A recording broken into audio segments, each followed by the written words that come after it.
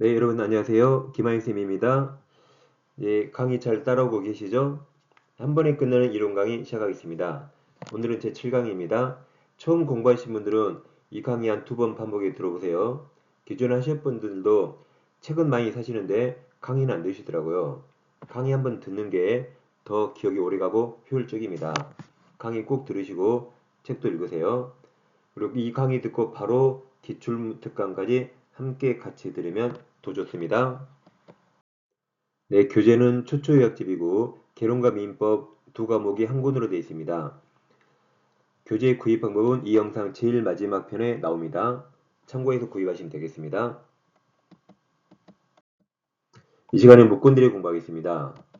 자, 묶음대리는 먼저 표현대리로 성립하는 것과 표현대리가 성립하지 않는 걸 협의, 좁은 의미 묶음대리라죠. 그럼 협의 묶음대리는 해마다 시험에 나오기 때문에 협의 묶음대리를 먼저 공부하고 표현대리는 나중에 하겠습니다. 자, 계약이 묶음대리죠. 자, 이런 식으로 해마다 시험에 나오죠. 갑이 아버지라면 아버지한테 X부동산 있는데 우리 자식이에요. 아들한테 팔아달라고 대리권 준 바 없습니다. 내 아들이 병을 만나서 X를 팔았죠. 팔면서 아버지 이미 현명했죠. 현명해야 대리죠. 현명했기 때문에 대리입니다. 대리권이 없기 때문에 이게 무권대리죠. 무권대리면 본인과 상대방은 아무 책임지지 않습니다. 이 원칙 무효가 돼요. 무효가 되는데 본인 갑에게 두 가지 권리가 있죠. 추인권과 추인 거절권이 있습니다. 추인이 추후에 인정, 나중에 인정이란 말이죠. 그럼 추인하면 무권들이 인정했으니까 행위시로 소급에서 효력이 생깁니다. 한편 본인은 추인 거절할 수가 있어요. 추인 거절하면 무효이던 것이 이제 완전 무효로 확정이 됩니다. 이 두 가지 권리가 있습니다. 그럼 상대방 병도 두 가지 권리가 있어요. 먼저 최고할 수 있습니다. 최고란 갑에게 무권 대리 행위를 추인할지 말지 물어보는 거죠. 독촉하는 거라 악의도 가능합니다. 뭘 모르고 뭘 알았달까요? 우리에게 대리권이 없다는 걸 악이 알았더라도 최고 물어볼 수 있죠. 근데 물어봤는데 갑이 입을 엽니다. 내 자식이 한 거라 인정해야죠. 그러면 유효가 되고 나 그거 절대 인정 못해 그러면 무효가 됩니다. 이렇게 본인이 의사표시하면 갑의 의사에 따라 효력이 생깁니다. 근데 이번에는 물어봤는데 본인이 확답을 발하잖아요. 발신주의입니다. 우리 발신주의, 무체발, 격승발 두 개 외웠어요. 이게 무권들이 최고 발신주의 지금 하는 거죠. 계약법에서 격지와 승낙 발신주의 두 개 나옵니다. 자, 그럼 모든 최고는 똑같습니다.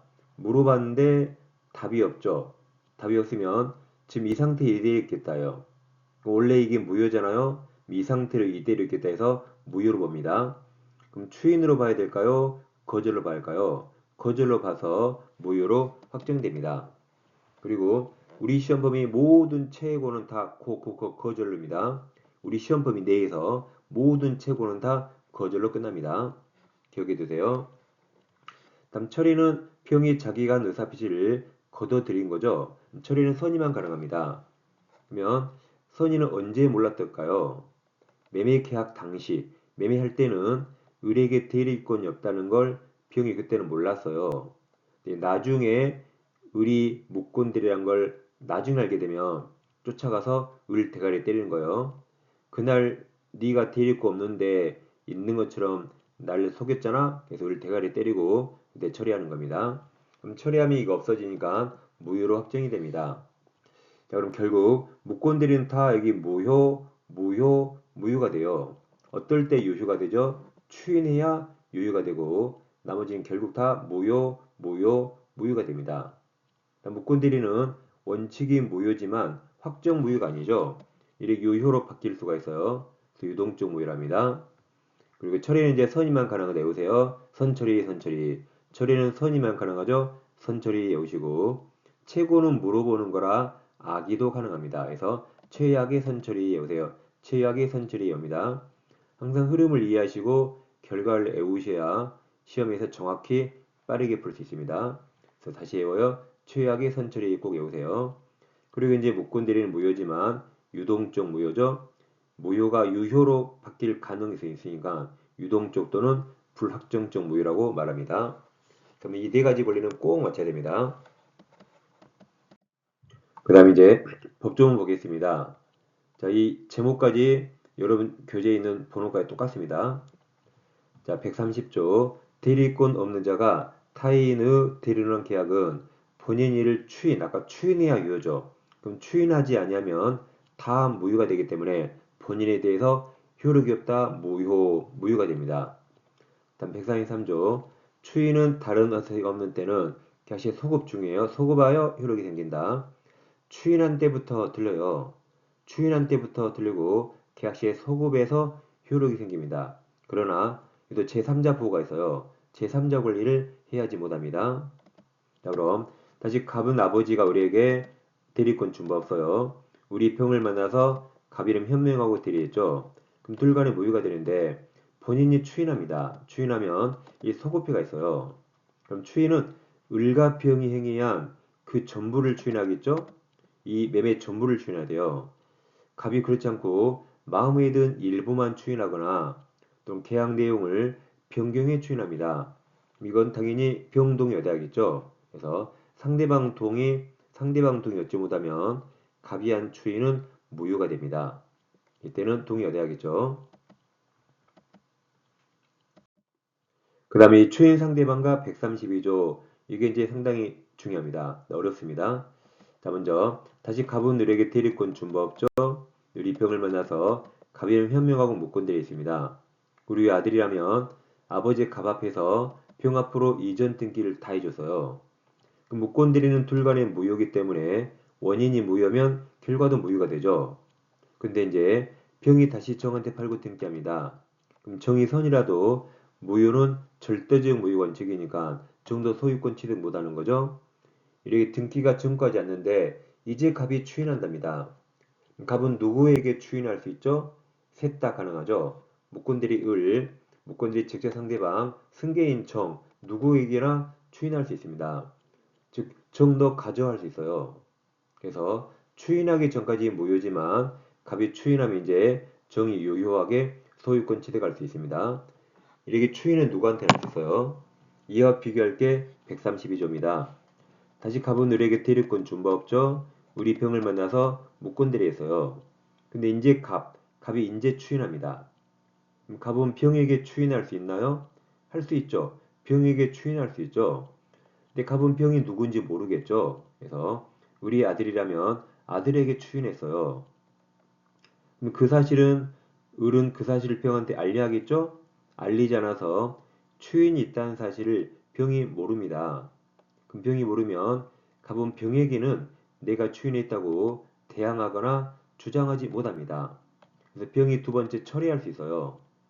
병이 처리하면 내가 먼저 추인했는데 라고 병에게는 대항하지 못하기 때문에 시간적으로 추인이 먼저 나왔더라도 이건 철회가 돼서 무효가 확정이 됩니다. 이게 132조 본문이에요. 추인 또는 거절의 의사표시는 상대방 병에 대하여 하지 아니하면 그 병에게 대항하지 못합니다. 그러니까 병이 몰랐던 전자에 대항 못합니다. 근데 무권대리인 을에게 추인했더라도 병이 그 사실을 알고 있네요. 그때는 알고 있으니까 대항할 수 있습니다. 그럼 추인하고 대항할 수 있으니까 그때 병은 처리 못하는 겁니다. 그게 그러나 단서 상대방도 그 추인 사실 안 때에는 그러하지 아니하다가 대항할 수 있다. 그럼 처리 못하는 겁니다. 그럼 이거 시험에서 본인이 무권대리인에게 추인하죠. 항상 따라 나온 게 상대방이 그걸 알았는가 몰랐는가요. 그럼 알았으니까 대항할 수 있고 몰랐으면 대항할 수 없겠죠. 그리고 논리적으로 생각해요. 그리고 병이 몰랐으면 갑이 추인했다고 주장할 수 없기 때문에 병은 처리할 수 있게 됩니다. 자, 그럼 결론. 그럼 을에게 추인할 수 있나요? 할 수 있죠. 을에게 추인할 수 있어요. 근데 을에게 추인할 수 있다는 사실과 그 사실을 병한테 알리란 말이죠. 알리지 않았다면 병에게는 대항하지 못한답니다. 단계를 나누세요. 을에게 추인할 수 있어요. 근데 그것과 비교할 게 병한테 알리라는 거죠. 알리지 않았다면 병에게 대항하지 못한다는 겁니다. 단계를 잘 나눠 비교하세요. 그 다음에 이제 이건 나중에 또 공부할 텐데 일단 한번 들어봅니다. 무효에서 공부할 겁니다. 취소해서. 자, 무권리자 처분행위가 있는데 처분행위는 처분권이 있어야 돼요. 없는 자가면 그건 무효입니다. 근데 그 처분행위를 권리자가 추인하면 유효가 될 수 있겠죠. 자, 그래서 우리 현명해야 대리고 현명하지 않으면 대리가 아니라 그랬어요. 그럼 둘 다 현명한 거죠. 무권대리도 현명했죠? 현명했지만 대리권이 없는 겁니다. 현명했기 때문에 대리란 말을 쓰죠. 그래서 아까 한 것처럼 갑은 우리에게 대리권 준 바 없어요. 우리 평을 만나서 갑 이름이 현명했죠. 무권대리인데 그럼 무효가 되지만 본인이 추인하면 소급에서 유효 그랬죠? 이게 무권대리 추인입니다. 자, 그럼 무권리자 처분행위 추인 이거죠. 이제 삼촌에게 부동산 있는데 대학생 조카가 등기일 위조해서 자기 앞으로 등기했습니다. 우평을 만나서 파는 거죠. 그럼 병에게 팔 때 갑 이름 현명할까요? 지금 현명 안 하려고 위조해서 등기했죠. 현명 안 하고 파라고 등기를 넘겼습니다. 이건 절대적 무효라 병도 무효가 되죠. 자, 그럼 을은 위조해서 무효죠. 그럼 을은 이 부동산의 무권리자네요. 무권리자가 이에게 매매 같은 처분했죠. 그럼 이건 당연히 무효가 됩니다. 처분행위는 권한이 있어야 돼요. 근데 그걸 나중에 삼촌이 추인합니다. 추인 가능하죠. 갑은 소유자니까 병에게 부동산 증여할 수도 있죠. 증여할 수 있듯이 조카가 한 걸 권리자가 추인하는 건 당연히 가능합니다. 당연히 가능하는데 이 무권리자가 한 처분행위를 추인하는 게 우리나라 법에 규율하지 않았습니다. 법에 규율하지 않으니까 유사한 걸 찾아볼까 하고 고개를 왼쪽으로 들렀더니 왼쪽은 현명했죠. 오른쪽은 현명 안 했죠. 그것 빼고 거의 유사하더라고요. 그래서 이쪽은 법이었기 때문에 왼쪽 무권들이 추인을 유추해서 여기도 소급해 있다고 법원이 판시했습니다. 그래서 소급해 있다고 시험이 나와요. 그래서 무권리자 처분행위 무효인데 권리자가 추인하면 소급해 있습니다. 왜 소급해 있어요? 무권들이 추인을 유추했습니다. 그래서 무권리자 을이죠. 을이 처분행위 무효인데 그 무효를 권리자 갑이 추인하면 무권들이 추인에 관한 민법 규정을 유추해서 원칙적으로 자, 계약 효과가 의리한 매매 효과가 계약 체결했을 때 소급이 중요해요. 소급에서 권리자 갑에게 기속된다. 그러면 매매 효과가 갑에게 기속한다 말이 병이 결국 소유권 취득한단 말이죠.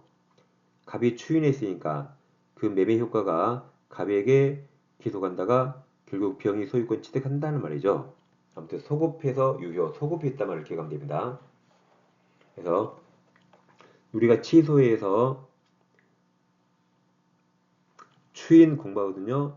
취소해서 추인 5개가 나와요. 그때 이제 공부할 겁니다.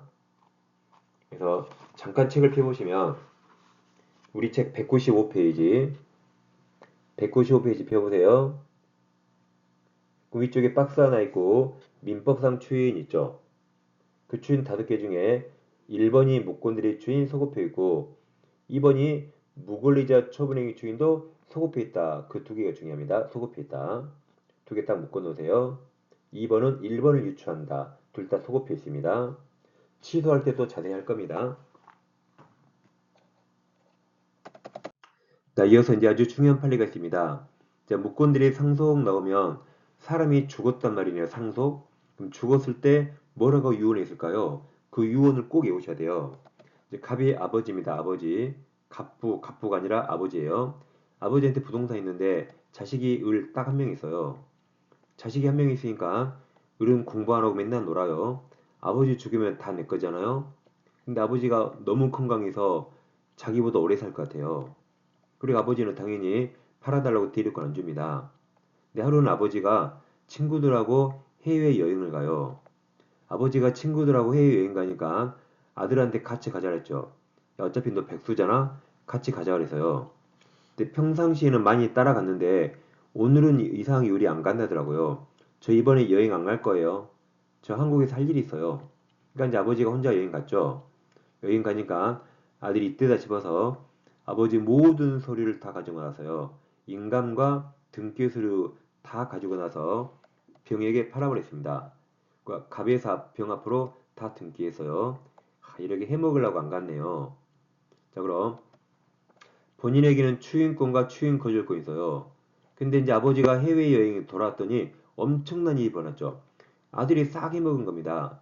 더 이상 아버지가 살 의미가 없어서 충격받아서 심장사 급 사망합니다. 이제 돈도 10원도 없어 자식도 더 이상 불나시어서 충격받아 급 사망해서요. 근데 사망할 때 유언을 해야겠죠. 그때 유언을 잘 보세요. 거식이 없다고 적었습니다. 뭐라고 유언했어요? 거식이 없다 그랬어요. 그러니까 아들은 아버지 유언이 궁금해 죽겠죠. 이게 싸가지 없단지 부동산 없단지 궁금해 죽겠습니다. 그래서 아무튼 아버지가 죽어서 엄청 후회했죠. 그래서 안 되겠다. 아버지 부동산을 되찾아와야지. 근데 이제 자기가 아버지를 단독 상속받았기 때문에 아버지 모든 권리물을 다 상속받은 겁니다. 그러니까 추인 거절권도 상속받은 거예요. 그래서 이제 자기가 본인 갑지위에서 자기가 한 무권 대리를 추인 거절한다고 주장했습니다. 거절이 인정되면 무효가 되는 거죠. 여러분 추인하면 유효가 되죠. 거절하면 무효가 되니까 거절이 인정되면 무효 주장 가능하고 무효 주장 가능하면 무효 효과가 뭐죠? 등기 넘겼다면 등기 말소 청구할 수 있고 점유하고 있다면 부당이득 반환 청구할 수 있습니다. 이렇게 소송을 제기했거든요. 근데 법원에서는 을을 너는 추인 거절할 수 없다 그래서요. 왜냐하면 우리 시험 범위가 아니지만 민법 제2조에서 신의성실 원칙이 있어요. 그 중에 금반원 원칙이라는 게 있습니다. 금반원이란 앞에 했던 언행과 반대 행동 금한답니다. 그럼 넌 앞에 매매했잖아? 그럼 넌 추인해야지. 앞에 매매해놓고 반대되는 거절할 수 없다 했어요. 네가 매매해놓고 이지와 거절하는 건 신의 측에 반하기 때문에 너는 거절할 수 없다 그랬습니다. 거절할 수 없으니까 무효 주장 안 되는 거죠. 그럼 무효 주장 안 되니까 무효 효과인 등기 말소 청구할 수 없고 부당이득 반환 청구할 수 없게 됩니다. 이렇게 소송이 다 지고 아버지 유언을 알았어요. 거식이 없다가 뭐예요? 뭐든지 없다 없다로 끝납니다. 신의 측이 반하기 때문에 뭐든지 없다 없다예요.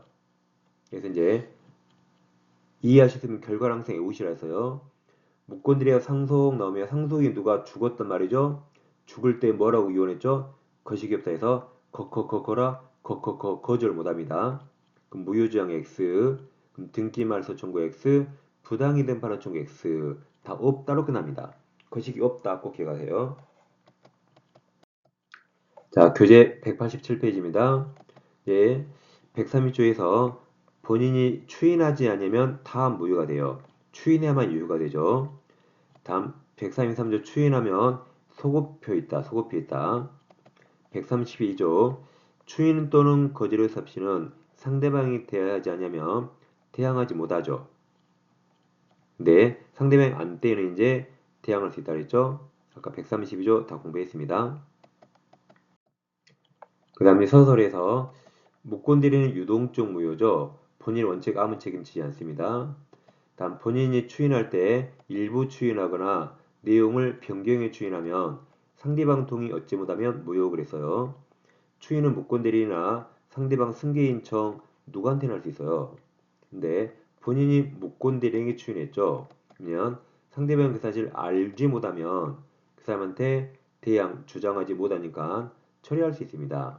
근데 알았다면 그때는 대항할 수 있다 그랬죠. 그래서 이렇게 본인이 무권 대리인에게 추인하면 항상 따라 나오는 게 상대방이 그 사실을 알았는가 몰랐는가. 알았으면 대항할 수 있고 여기처럼 알지 못하면 대항할 수 없다 하시면 되겠습니다. 다음 추인하면 소급표가 있어요. 다음 추인 거절하면 확정 무효가 되죠. 다음 무권들이가 상속 나오면 뭐라고 유언했죠? 거식이 없다 해서 거식이 거절 못합니다. 무효주장 못해요. 그러니까 등기 말소 청구 못하고 부당이득 반환 청구할 수 없다. 다 없다로 끝나요. 없다죠 없다. 거식이 없다 꼭 외우세요. 그다음 이제 상대방 효과에서 자, 최고는 최악, 악이 도 인정되죠.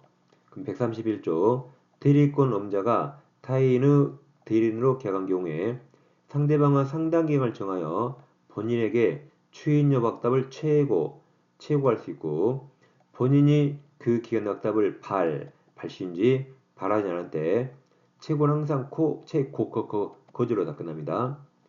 시험은 추인한 것으로 본다. 틀려요. 최고는 항상 거절로 끝납니다. 다음 처리는 선임만 가능해요. 134조 대리권 엄자간 계약은 본인의 추인이 있을 때까지 상대방은 본인이나 그 대리인에 대해서 처리할 수 있다.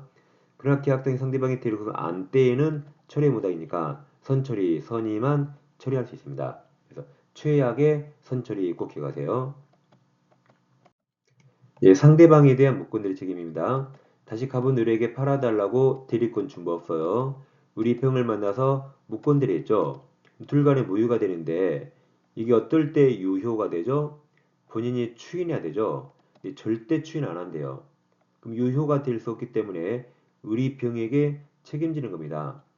을은 대리권도 없는데 있는 것처럼 했죠. 그래서 무권대리인이 상대방에게 책임지는데 이때 책임 내용은 상대방이 선택합니다.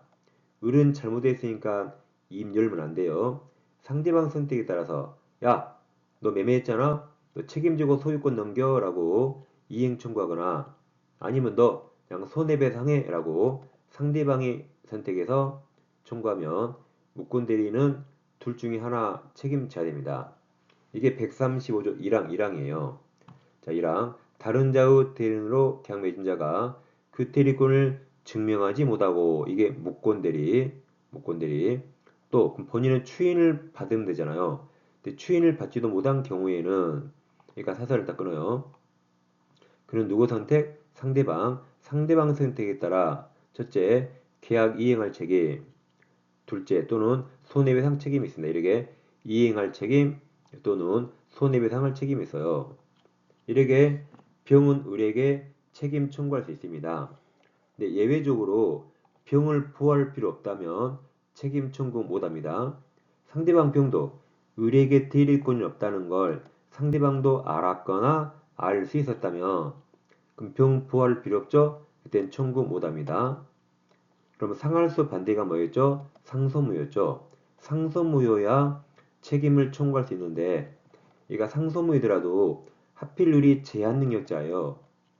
그럼 와서 책임지라고 맥살 잡으면 되겠어요? 안 되겠죠. 이때도 책임 청구하지 못하는 게 그게 2항입니다. 2항 대리인으로서 계약 맺은 자에게 대리권이 없다는 사실을 상대방이 알았거나 알 수 있었을 때 또는 대리인으로서 계약 맺은 사람이 제한 능력자일 때는 1항 책임을 청구하지 못합니다. 그래서 우리가 지난 시간에 공부해서요. 대리의 제한 능력 나오면 유권 대리는 취소 없다. 지금 무권 대리는 책임 묻지 못한다. 이 시험이 나옵니다. 다시 대리에서 제한 능력 나오면 시험이 나올 게 딱 정해서요. 유권 대리는 제한 능력을 이유로 취소 못하고 무권 대리에서는 여기 무권 대리 책임 청구할 수 없다. 이게 시험이 나옵니다. 두 개 패턴을 꼭 외워두셔야 돼요.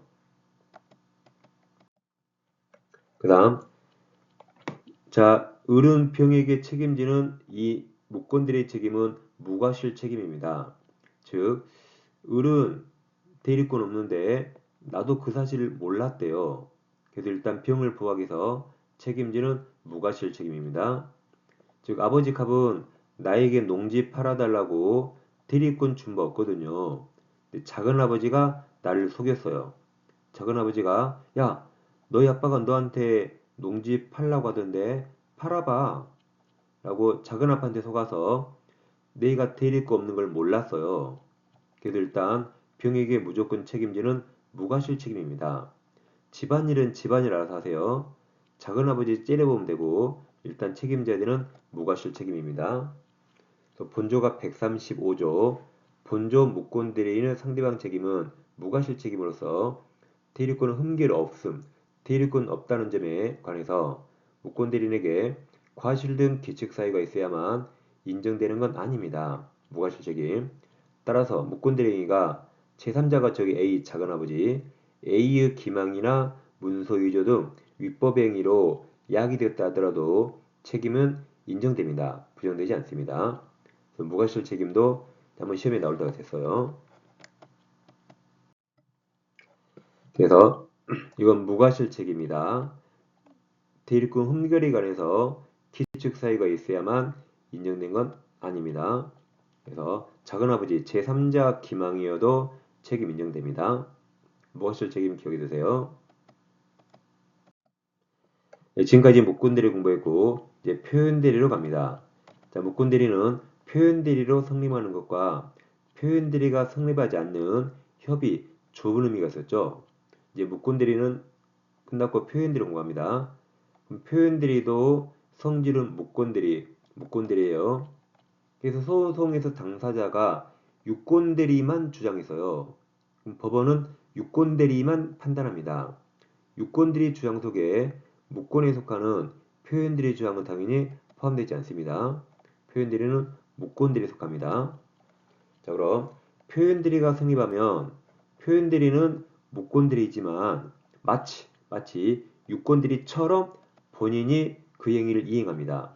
다시 표현대리는 성질은 무권대리이지만 표현대리가 성립하면 본인은 마치 유권대리처럼 그 행위를 책임지고 이행합니다. 이게 매매라면 매매를 책임져야 돼요. 이게 임대차라면 임대차 이행하고 책임져야 됩니다. 이게 표현들입니다. 자, 예를 들어서 가백이 5억짜리 부동산이 있는데 우리에게 팔아달라고 대리권 준 거 없는데 우리 병을 만나서 갑이름 현명했죠. 현명의 대리인데 대리권 없어서 이게 무권대리죠. 그러니까 표현대리도 첫 출발은 무권대리입니다. 무권대리예요. 그럼 둘 간의 모유가 되는데 을과 병이 부동산을 7억에 팔았네요. 5억짜리를 7억에 매매했네요. 그럼 7억 매매는 본인과 상대방 누구한테 유리하죠? 본인에게 유리하죠. 2억 비싸게 팔았잖아요. 근데 모유니까 갑과 병은 이행할 수 없습니다. 근데 갑은 이행하면 좋겠죠. 그때 본인은 무권대리를 추인하면 소급의 유효가 되니까 그때는 7억에 이행합니다. 그럼 병은 7억 줘야 되고 갑은 5억짜리 넘기면 됩니다. 근데 을과 병이 세상에 5억짜리를 3억에 매매했네요. 그러면 3억 매매는 갑병 누구한테 유리합니까? 상대방 병에게 유리하죠. 근데 무효니까 이행할 수 없습니다. 그럼 병은 3억에 이행하면 좋겠죠? 그때 병은 표현대리를 주장합니다. 그래서 표현대리가 인정되면 본인은 그 3억 매매를 이행하고 책임지기 때문에 3억이 이행하는 겁니다. 금평은 3억을 주고 갑은 5억짜리를 넘겨야 됩니다. 이처럼 표현대리는 기본이 무권대리 출발해요. 근데 표현대리가 성립하면 본인은 그 행위를 이행하고 책임지는 겁니다. 자, 그럼 행위를 을과 병이 했죠. 갑은 하지도 않았는데 3억에 이행하면 본인 갑이 엄청나게 불리합니다. 그래서 표현대리는 아무 때나 인정하지 않고 본인 갑이 3억 매매를 책임질 만한 뭔가 잘못했을 때만 표현대리가 성립합니다. 다시 행위는 을과 병이 했는데 갑이 책임지면 엄청 불리하기 때문에 표현대리는 이 3억 매매를 갑이 책임질 만한 뭔가 잘못했을 때만 표현대리가 성립합니다.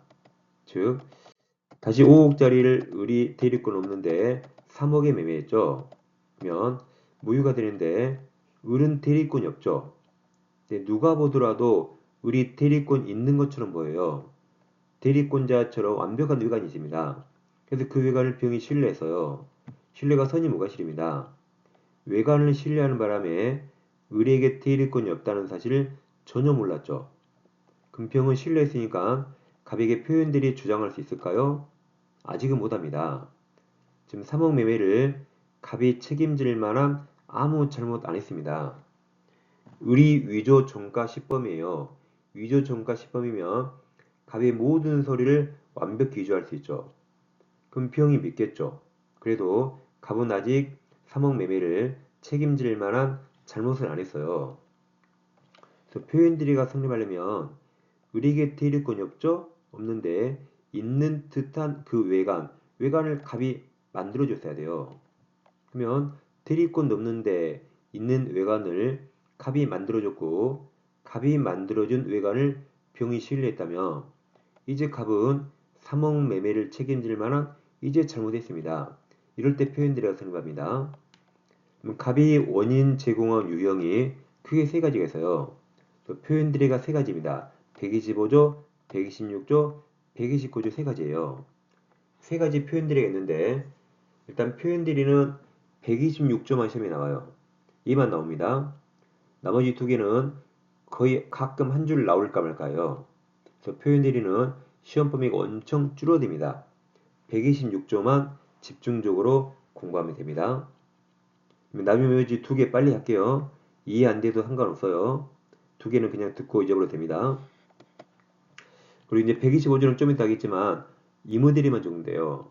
나머지 두 개는 법정대리도 적용됩니다. 자, 여러분 교재 189페이지 표현대리는 무권대리지만 마치 유권대리처럼 본인이 책임지고 이행합니다. 그럼 이제 안가루 2번에서 대리권 수요 표시한 표현들이 있어요. 125조에서 제목이 아예 대리권 수요 표시 숙고인행이라고 적혀 있죠? 그러니까 이것은 이무대리만 적용되고 법정대리는 적용되지 않습니다. 그럼 자, 제3자가 상대방이에요. 제3자에 대해서 타인이 무권 또는 표현대리인에게 대리권을 수여함을 표시한 자 본인은 그 대리권 범위 내에서 행한 그 타인이 표현대리인, 제3자가 상대방과는 법률행위에 대해서 표현대리인에게 본인이 책임집니다. 그럼 다시 볼까요? 제3자에 대해서 타인, 무권 대리인에게 대리권이 없죠? 없는데 대리권을 수여함을 표시했네요. 그럼 책임지는 겁니다. 대리권도 없는데 있다고 자기가 표시했죠. 그럼 그자가 책임자이죠? 그자는 그 행위를 책임있다. 여기까지 보시면 돼요. 그러나 안 봐도 됩니다. 자, 예를 들어서 갑에게 X가 있는데 자, 갑이 우리에게 팔아달라고 대리권 줬다. 매매하라고 숙권해 있어요. 그리고 인감이 있는 위임장까지 줬습니다. 주고 왔는데 누군가가 갑에게 전화하여 갑에게 말합니다. 당신 을하고 친하다며 을 질 안 좋은 놈이야. 조심해라고 충고를 해줘요. 그러면 어머 나 대리권 줬는데 갑이 다시 찾아갔죠. 을 찾아가서 야 을 너 바쁘다며 너 팔지 마라 했다. 라고 숙권행위를 철회했어요. 그 숙권행위 철회하니까 을이 뭐라고?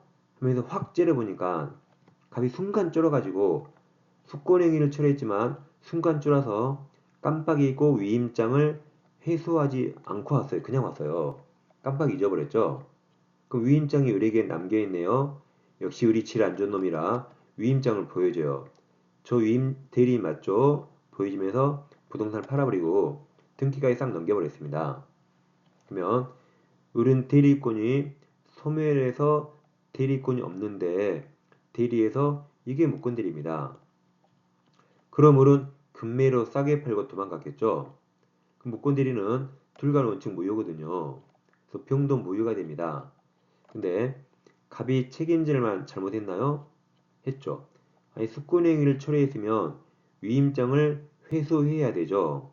회수 안 하고 남겨둔 것이 마치 이렇게 대리권을 수여함을 표시한 결과가 되고 그 갑이 남겨둔 위임장을 병이 믿고 거래했잖아요.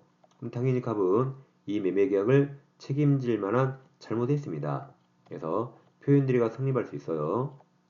성립하면 본인은 의리한 무권대리를 이행하고 책임지니까 병이 유효하게 소유권 취득할 수 있게 되는 겁니다. 이게 대리권 수요 표시한 표현들입니다. 그러니까 대리권도 없는데 위임장을 남겨둔 게 수요 표시한 결과가 되고 그걸 병이 믿었잖아요. 그럼 이제 갑이 책임지는 겁니다. 여기까지 끝. 이해 안 돼도 패스. 오히려 129조가 좀 더 중요합니다. 129조. 이건 대리권 소멸의 표현들이죠. 자, 대리권이 있다가 소멸했는데 그 사실을 모르는 제3자에게 대항하지 못합니다. 즉 갑이 세망을 근 거고 우리 직원 을 과장이에요. 여러분 이제 을은 금고 직원으로서 갑을 대리해서 예금 계약 체결할 대리권이 있습니다. 근데 우리 하는 일이 뭐냐면 동네 시장이 있거든요. 그럼 시장 상인들은 장사해야 되니까 은행 영업시간에 은행에 못 옵니다. 은행에 못 오니까 을 과장이 시장을 돌면서 상인들에게 예금을 받아요. 하루에 10만원, 15만원 받아요. 그럼 우리 자기가 볼펜으로 통장을 써줘요. 이렇게 볼펜으로 통장 써줬죠. 그리고 그 돈을 은행에 입금하는 역할을 하는 겁니다. 재래시장 가면 보여요. 오후 3, 4시면 오토바이 타고 노란색 모자 사고 모자 쓰고 시장을 돕니다. 그래서 상인들한테 받은 돈 은행에 입금하는 그 일 하는 게 을 과장이에요. 여기서. 근데 을이 일하고 있는데 어느 날 을이 잘렸습니다. 잘리면 대리권 소멸했죠. 그럼 우리 잘렸으면 금고는 그 사실을 상인들에게 알려야 될까요? 알리지 않아도 될까요? 알려야겠죠. 알리지 않았습니다. 그럼 상인들은 우리 잘린지 모르겠죠. 근데 우리 열받아가지고 다시 돈 받았죠. 이번엔 돈 많이 주세요. 저게 일주일 쉬어야 돼요. 또 돈 많이 받아서 도망가 버렸습니다. 그러면 대리권 있다가 대리권 소멸 후 해서 이게 무권들이거든요. 그러면 갑은 우리 돈 받고 도망간 걸 갑은 책임질 만한 잘못했어요, 안 했어요? 잘못했죠. 아니 직원이 바뀔 거라고 알렸어야죠. 안 알리니까 병이 다시 을에게 돈 줬습니다. 그럼 당연히 갑은 책임져야겠죠? 책임지라고 표현들이 주장할 수 있습니다. 그럼 병이 준 돈은 갑이 책임져야 돼요. 이렇게 대립권 소멸로 표현드립니다. 여기서 이제 이 129조가 중요한 게 아니라 이 다음 사실 중에요. 자, 이제 이거 외웁니다. 복들이 나오고 표현들이 나오면 항상 우리 법원은 있다 된다 그래요. 그래서 앞글자 복표 있다 외우세요. 복표 있다 외웁니다. 우리 복권 팔죠? 복권을 복표를 하잖아요. 복표 있다 외우세요. 그리고 로또 당첨되면 얼마나 좋겠어요. 복표 있습니다. 자, 이런 판례입니다. 갑이 을에게 팔아달라고 대리권 줬어요. 근데 일주일 후에 의뢰 대리권이 소멸했어요. 그럼 우리는 더 이상 대리권이 없는데 우리 병을 만나서 대리해버립니다. 또는 대리권이 소멸하면 우리는 복대리인 선임권이 없는데도 복대리인 선임에서 정에게 대리행위를 시켜버립니다. 우리 법원이 보기에 어차피 대리권 소멸 후기 때문에 우리 직접 하는 거나 복대리인 선임에서 시키는 거나 그거 두 개 똑같이 봤어요. 그때 이 대리행위가 자, 을에게 처음에 대리권이 있었는데 만약에 수학적으로 100만큼 있었다고 가정을 해보세요. 100만큼. 근데 이 대리행위가 그 범위 내 80만큼 했네요. 그럼 80만큼 했죠? 범위를 초월하지 않았죠? 그럼 병. 상대방 병은 갑에게 대리권 소멸 후 표현들이 129조 표현들이를 주장할 수 있습니다. 근데 이때한 대리 행위가 원래 을에게 대리권이 100만큼 있었는데 그 범위를 초월해서 120만큼 했다면 고난을 초월했죠? 그때는 이제 고난을 넘은 126조 표현 대리를 주장할 수 있습니다. 즉 129조 표현 대리권이 기본 대리권이 되어서 고난을 넘었다면 그때는 126조 표현 대리가 성립할 수 있어요. 이렇게 우리 법원은 복들이 나오고 표현들이 나오면 다 있다 된다로 끝납니다. 그래서 복표 있다 이걸 꼭 외우세요. 이것도 흐름을 이해하시고 결과를 꼭 외우셔야 돼요. 복표 있다입니다. 그래서 대리인이 대리권 소멸 후 그럼 더 이상 대리권이 없잖아요.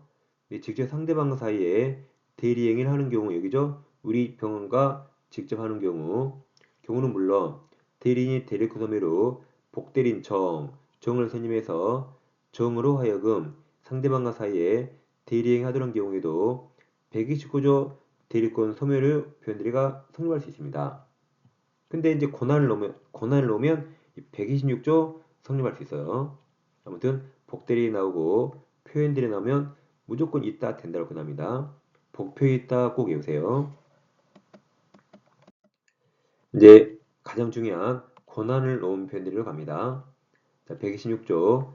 대리인이 그 고난 외의 법률행위 한 경우에 고난 외의 행위했죠. 고난을 초월했네요. 그럼 이게 무권대리인데 제3자가 그 고난이 있다고 믿을 만한 정당한 이유가 있는 때에는 이 때에는 이때까지 이제 표현대리가 성립한 겁니다. 그럼 표현대리가 성립하면 본인은 그 무권대리를 이행하고 책임진다 그랬죠. 자, 예를 들어서 갑에게 부동산이 있어요. 을에겐 나 대신 은행 가서 저당권 설정하라고 대리권을 줬습니다. 그럼 저당권 설정할 때 필요한 서류를 다 줬겠죠. 인감이나 등기 서류를 다 줬어요. 그럼 을은 그거 가지고 은행에 가야겠죠. 근데 은행에 가지 않고 병을 만나 팔아버렸습니다. 갑이름 현명하고 갑에서 병 앞으로 소유권 이전 등기를 했어요. 그럼 우리 실제로 매매했는데 우리 매매할 권한 있나요? 없죠. 저당 설정할 권한이 있고 매매할 권한이 없기 때문에 무권대리가 됩니다. 근데 이제 무권대리가 무효가 돼서 병도 무효거든요. 근데 병이 표현대리를 정해봐요. 그래서 을은 매매할 권한이 없는데 있다고 병에게 믿을 만한 정당한 이유가 있다면 표현대리가 성립할 수 있습니다. 성립하면 본인값이 이 매매라는 무권대리를 책임지기 때문에 병이 유효하게 소유권 취득할 수 있습니다. 왜냐하면 자, 저당권도 처분행위라 저당권 설정할 때 필요한 등기 서류나 소유권 이전 등기할 때 필요한 등기 서류나 거의 똑같거든요. 그래서 병에게 정당한 이유가 인정될 수 있습니다. 그때는 표현들이가 성립할 수가 있어요. 이게 126조 예시가 됩니다. 이제 본격적으로 시험으로 공부해 볼게요. 자, 이제 이 권한을 넘은 표현들이가 성립하려면 세 가지 요건이 필요한데 그 요건이 용어에 이렇게 써 있습니다. 첫째, 기본 권한, 기본 대리권이 있어야 돼요. 없으면 성립하지 않고 그 권한을 넘는 월권, 권한을 초월하는 대리가 있고 표현 대리를 믿을 만한 정당한 이유가 있어야 돼요. 즉 표현 대리란 겉으로 표현, 나타나기에 대리 행위처럼 보일 만한 정당한 이유가 있어야 됩니다.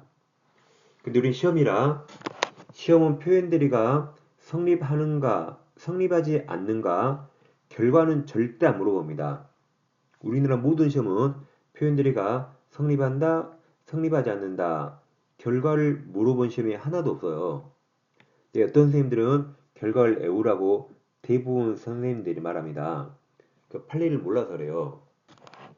대부분 선생님들은 결과 외우라 그러죠. 근데 결과 물어본 시험은 지금까지 어느 시험도 없습니다. 그래서 시험은 출제 포인트가 이거예요.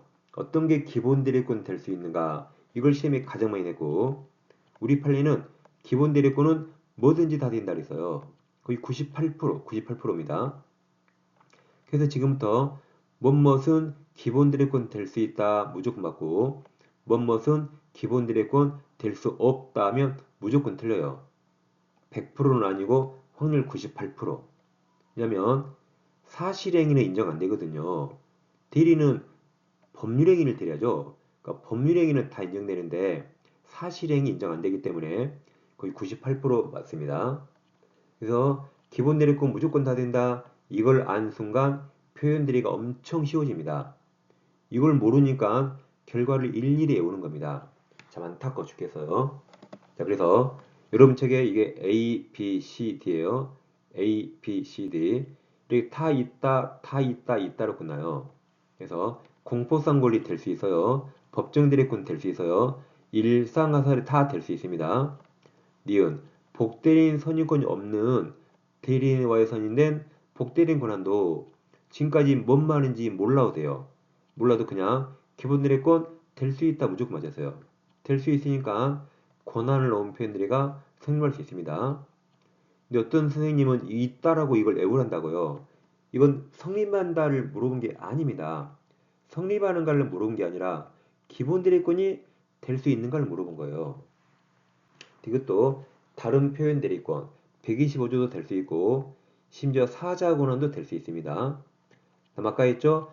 129조 표현대리권도 기본 대리권 내에서 권한을 넘으면 126조 성립할 수 있어요. 자, 그러면 니은과 리을이 이런 말, 니은, 리을 아까 이렇게 봤죠, 이렇게. 대리권이 대리권 소멸하면 더 이상 복대리인 선임권이 없는데 이 의리 선임한 복대리인 권한도 기본 대리권 되니까 될 수 있으니까 권한을 놓은 팬들이 성립할 수 있다가 니은이에요. 복대리인 선임권 없는 대리인 의리에 의해 선임된 복대리인 정 권한도 될 수 있고 다음 129조 표현대리가 성립했는데 권한을 넘으면 126조 이게 성립할 수 있다. 그래서 129조 표현대리권이 기본 대리권이 돼서 권한을 놓은 표현들이 성립할 수 있다. 이게 기본 대리권이 뭐든지 된다는 겁니다. 표현대리가 성립한다를 물어본 게 아니에요.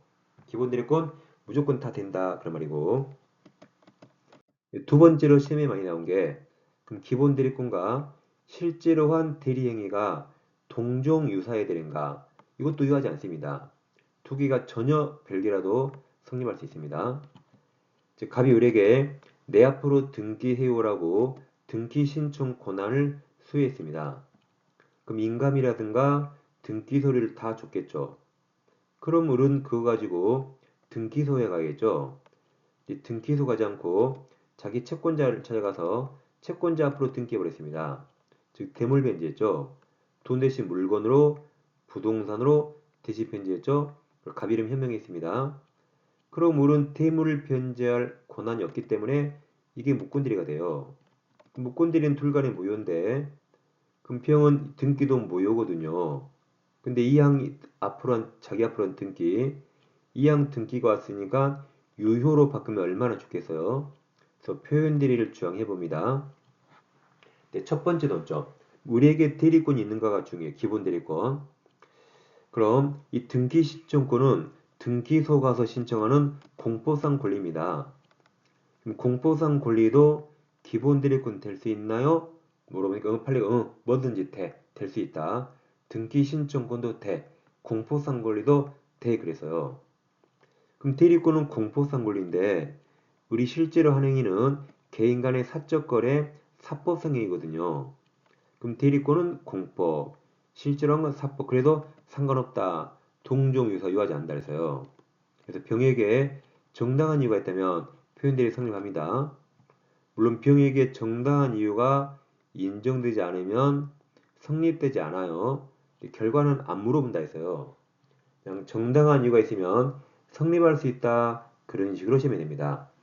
그 다음 뭐든지 판단 기준은 행위 당시요. 병역에 정당한 이유가 있는가 판단 시기는 무권 대리 행위 당시고 그 이유 사정 고려하지 않습니다. 120조 꼭 맞춰야 돼 이거. 여러분 교재에서 기본 대리권 있어야 됩니다. 없으면 성립하지 않아요. 기본 대리권 무조건 다 된다. 공포상 권리 아까 등기 신용권 될 수 있고 법정들이 일상가설이 다 되고 복대리인 선임권이 없는 대리인 선임은 그냥 다 될 수 있다. 다 될 수 있다 그랬죠? 129조도 될 수 있다. 될 수 있다. 그래서 129조 표현대리가 성립하고 그 표현대리권을 넘었네요. 그러면 129조 표현대리권이 기본 대리권이 돼서 126조 성립할 수 있습니다. 그 다음 대리인은 동종유사할 필요 없어요.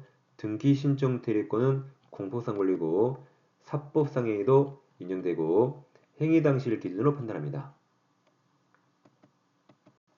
마지막 모든 표현들이 효과 125, 126, 129 똑같습니다. 표현대리는 무권대리이기 때문에 당사자가 유권대리를 주장하면 무권에 속하는 표현대리 주장은 포함되지 않는다고 방금 처음에 공부했죠. 그 다음 여러분 과실상계 어디서 들어봤나요? 교통사고에서 과실 6대4, 7대3 나누죠. 왜 나누죠? 손해배상액을 산정하려고 나눕니다. 이렇게 과실상계는 돈 계산, 손해배상액, 돈 산정할 때 적용됩니다. 그럼 표현대리가 성립하면 손해배상하는 게 아니죠? 표현대리가 성립하면 무권대리를 이행합니다. 그럼 손해배상이 아니기 때문에 표현대리에는 과실상계법리가 적용되지 않습니다. 그래서 여러분 교재 동그라미 2번 표현대리가 성립하는 경우 상대방에게 과실 잘못이 있더라도 다음 가로쳐봐요. 과실상계법리를 유추 적용해서 본인 책임을 겸감까지 가로 경감할 수 없습니다. 그럼 이제 없다는 게 앞에 가로친 걸 다 부정해요. 앞에 가로를 다 부정합니다. 그러니까 과실상계법리 유추 적용할 수 없다. 없다예요. 적용할 수 없기 때문에 본인 책임은 깎이는 거 없답니다. 그래서 본인은 무권대리 행위를 매매라면 매매 모든 책임 다져요. 임대차라면 임대차 모든 책임 다지고 상대방에게 잘못이 있더라도 본인 책임은 깎이는 거 없습니다. 왜 깎이지 않아요? 과실상계법리가 유추 적용되지 않기 때문에 경감되지 않습니다. 다음 표현대리가 성립하면 무권대리를 이행하고 책임진다 했죠. 이행하려면 행위는 완전 유효해야 돼요. 그러니까 표현대리라는 게 표현 대리권이 없죠. 대리권이 없고 나머지는 완전 유효를 말합니다. 행위가 유효여야 이행할 수 있잖아요. 행위가 무효면 그 애초에 표현들이 아닙니다. 행위가 무효면 절대 이행 못하거든요. 행위가 103조 무효면 이행 못하죠. 104조 불공정한 행위 무효도 이행 못하죠. 기타 강행법규 위반 무효도 이행 못하거든요. 그래서 표현들이란 말은 행위는 완전 유효입니다. 하자는 딱 하나 대리권이 없고 나머지는 완전 유효를 표현들이라고 말합니다. 행위가 유효해야 이행할 수 있는 겁니다. 3번 강행법규 위반이면 절대 표현들이 적용되지 않습니다. 그래서 아까 우리가 하나 외웠죠? 아까 우리가 복표 있다 외웠나요? 복표 있다 외웠죠? 대응해서 여기는 이제 이렇게 외워요. 무표 없다, 무표 없다. 다시 아까 복표 있다, 복권 팔죠? 근데 무표 없다. 기차 탈 때 무표로 타면 안 돼요. 그래서 세트로 외웁니다. 복표 있다, 무표 없다. 세트로 외우세요. 복표 있다, 무표 없다. 세트로 꼭 외웁니다. 네, 이 시간에는 무권들이와 표현들을 공부했습니다. 자, 교재를 구입하실 분은 다음 사항을 참고해 주세요. 요약집은 개론민법 한 권으로 구성되어 있어요. 지금 기출도 개론민법 한 권으로 구성되어 있습니다. 이 두 권이면 여러분들이 충분히 1차 합격하고 넘칩니다. 구입하실 분은 아래 계좌번호에 입금하시고 핸드폰 문자로 아래 네 가지 정확히 적어주세요. 1차는 한 과목입니다. 개론이 쉬우면 민법이 어렵고 개론이 어려우면 민법이 쉬워요. 그래서 개론 이정호, 민법 김하연 두 사람이 여러분 1차 합격을 반드시 책임지겠습니다. 자, 저는 다음 시간에 이어서 찾아뵙겠습니다. 바로 기출특강도 같이 공부해 주세요. 감사합니다.